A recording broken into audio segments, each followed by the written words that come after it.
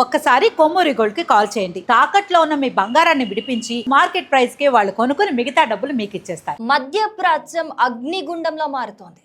ప్రపంచాన్ని వణికిస్తున్న America Iran ఘర్షణ ఇప్పుడు మరింత ప్రమాదకర దశకైతే చేరుకుంది. క్షిపణులు, డ్రోన్లు, యుద్ధ విమానాలతో రెండు దేశాలు ఒకదానిపై ఒకటి ఆధిపత్యం చాటుకునే ప్రయత్నం చేస్తున్నాయి. ఈ పరిణామాలు ఇప్పుడు ప్రపంచ దేశాల్లో తీవ్ర ఆందోళనకు కారణమవుతున్నాయి. తాజా పరిణామాల్లో జోర్డాన్లోని అమెరికా సైనిక స్థావరాలను లక్ష్యంగా చేసుకుని ఇరాన్ క్షిపణులు, డ్రోన్లతో దాడి చేసింది. ఈ దాడి సోమవారం తెల్లవారుజామున వరకు కొనసాగినట్లుగా తెలుస్తోంది. ఈ దాడిలో 2 అమెరికా సైనికులు మరణించగా మరో సైనికుడు గల్లంతైనట్లుగా అమెరికా సెంట్రల్ కమాండ్ అయితే వెల్లడించింది. పలువురు సైనికులు కూడా ఇంకా గాయపడినట్లుగా కూడా మనకి సమాచారం అందుతోంది. ఈ ఘటన అమెరికా సైనిక వ్యవస్థను ఒక్కసారిగా అప్రమత్తం చేసిందనే చెప్పాలి. జోర్డాన్లో జరిగిన దాడితోనే ఈ ఉద్రిక్తత ఆగిపోలేదు. కువైట్, బహ్రెయిన్లోని అమెరికా సైనిక లక్ష్యాలపైన ఇరాన్ దాడులు జరిపినట్లు ఇస్లామిక్ రివల్యూషనరీ గార్డ్ కార్ప్స్ అంటే IRGC అయితే ప్రకటించింది. దీంతో గల్ఫ్ ప్రాంతం అంతా కూడా ఒక్కసారి హై అలర్ట్ లోకి వెళ్ళిపోయింది. పలు ప్రాంతాల్లో క్షిపణుల హెచ్చరిక సైరన్లు కూడా మోగాయి. ప్రజలు భయంతో సురక్షిత ప్రాంతాలకు పరుగులు తీశారు. అత్యవసర భద్రతా చర్యలు అమల్లోకి వచ్చినట్లుగా మనకు తెలుస్తోంది. సో ఈ దాడులతో అమెరికా కూడా వెంటనే స్పందించింది. వరుసగా 9వ రోజు కూడా ఇరాన్లోని సైనిక స్థావరాలు, క్షిపణి ప్రయోగ కేంద్రాలు, వ్యూహాత్మక లక్ష్యాలపై వైమానిక దాడులను కొనసాగించింది. అదే సమయంలో ప్రపంచంలోనే అత్యాధునిక యుద్ధ విమానాలుగా పేరుగాంచిన F-35, F-16 ఫైటర్ జెట్లను మధ్యప్రాచ్యానికి మోహరించింది.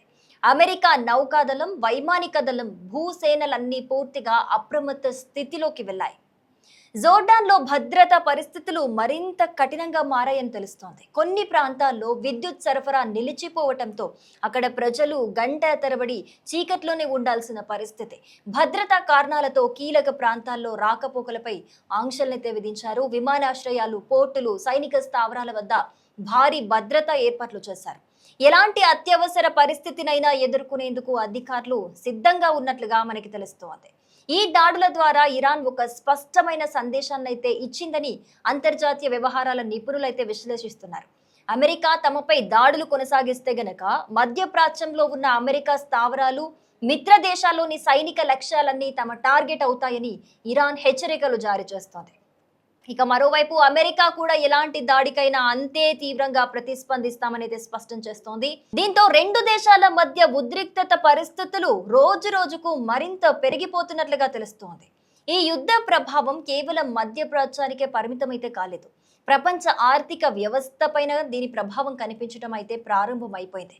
ప్రపంచ చమురు సరఫరాలో కీలకమైన హర్మోజ్ జలసంధి చుట్టూ ఉద్రిక్తతలు పెరగటంతో అంతర్జాతీయ మార్కెట్లలో చమురు ధరలు మళ్లీ ఎగబాకుతున్నాయని చెప్పాలి.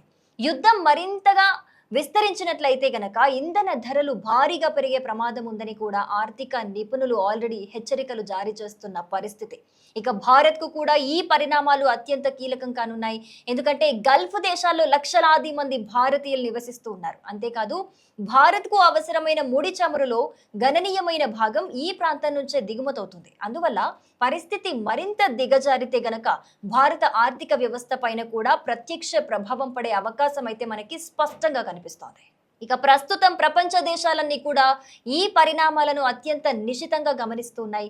ఐక్యరాజ్య సమితి సహా పలు దేశాలు ఇరుపక్షాలు సంయమనం పాటించాలని కోరుతున్నప్పటికీ కూడా క్షేత్రస్థాయిలో మాత్రం పరిస్థితి మరింత ఉద్రిక్తంగా మారుతోంది. ప్రతి గంటకు కొత్త పరిణామాలు చోటు చేసుకుంటూ ఉన్నాయి. ఇప్పుడు అందరి దృష్టి ఒక్క ప్రశ్నపైనే ఉంది. అదేంటంటే అమెరికా ఈ దాడులకు ఎంత తీవ్రంగా ప్రతిస్పందిస్తుంది అని. ఇరాన్ మరోసారి క్షిపణుల వర్షం కురిపిస్తుందా? అసలు ఈ ఘర్షణ ఇక్కడితో ఆగిపోతుందా, లేక మధ్యప్రాచ్యాన్ని పూర్తి యుద్ధంలోకి నెట్టేస్తుందా అనేదైతే వేచి చూడాల్సిందే.